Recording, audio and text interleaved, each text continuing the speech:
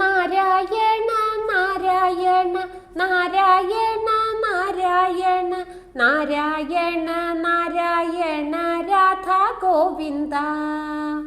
നാരായണ നാരായണ നാരായണ നാരായണ നാരായണ നാരായണ രാധാ ഗോവിന്ദ.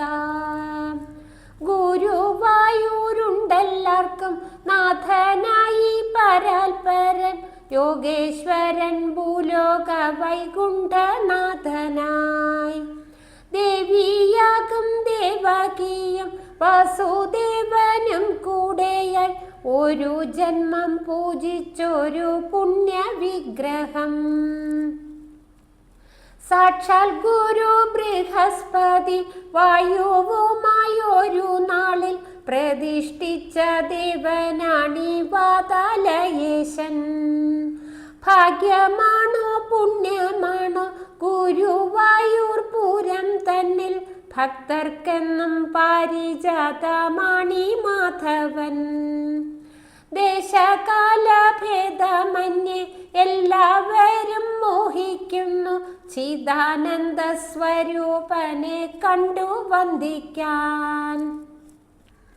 നിർമാല്യം തൊട്ടനവധി പൂജയുമായി ഗുരുവായൂർ അമ്പലത്തിൽ ഭഗവാന് സേവ ചെയ്യുന്നു. മേൽശാന്തിയായി തന്ത്രിയായി ഓഗ്യനായി കീഴ്ശാന്തിയായി ഭാഗ്യമുള്ളോർ ഭഗവാനെ സേവ ചെയ്യുന്നു.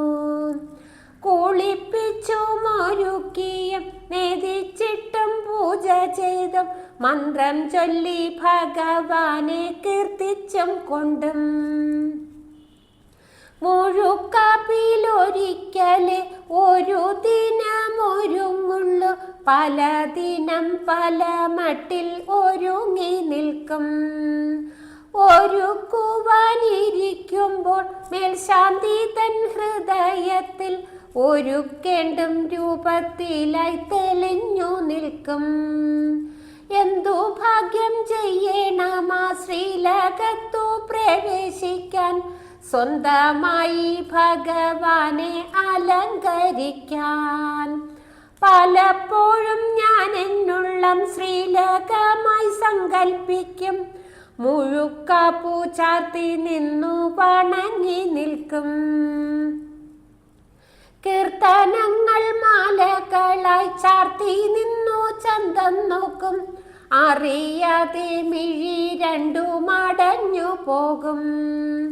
മാനസ പൂജയാൽ എൻ്റെ പ്രാണനാകും ശ്രീകൃഷ്ണനെ മാനസത്തിൽ സദാപി ഞാൻ സേവ ചെയ്തിടും. ഒരു മാത്രം മോഹിച്ചു ഞാൻ ഒരു ദിനം എൻ്റെ മുന്നിൽ, മനോഹരന്മായ കണ്ണൻ വന്നു നിന്നതായി. എന്തു വേണം പറഞ്ഞോളൂ മൊഴിയുന്നൻ ജഗത് പ്രഭു, അന്തയായി ഞാൻ ബധിരയായ നിമിഷം. എന്തു ചോദിക്കാൻ ഞാൻ ഇന്നേതും നൽകും കൽപ്പവൃക്ഷം, സുന്ദര രൂപത്തിൽ മുന്നിൽ തെളിഞ്ഞിടുമ്പോൾ. കൂടുതലും കുറവാം മനുഷ്യനു തൃപ്തി എന്തിൽ, അനുഭവം സമമെന്നു ബോധം വരണം. ഇതിലെന്താണ് ആലോചിക്കാൻ, ഇരുകരം കൂപ്പി ഞാൻ കമനീയ രൂപം നോക്കി കരഞ്ഞു ചൊല്ലി. വളരണം ഭവത് ഭക്തി, തെളിയണം ഭവത് രൂപം, അതിൽ പരം ഭാഗ്യമെന്തി മർത്യ ജന്മത്തിൽ. നാരായണ നാരായണ നാരായണ നാരായണ നാരായണ നാരായണ രാധാ ഗോവിന്ദ. നാരായണ നാരായണ നാരായണ നാരായണ നാരായണ നാരായണ രാധാ ഗോവിന്ദ. നാരായണ നാരായണ രാധാ ഗോവിന്ദ.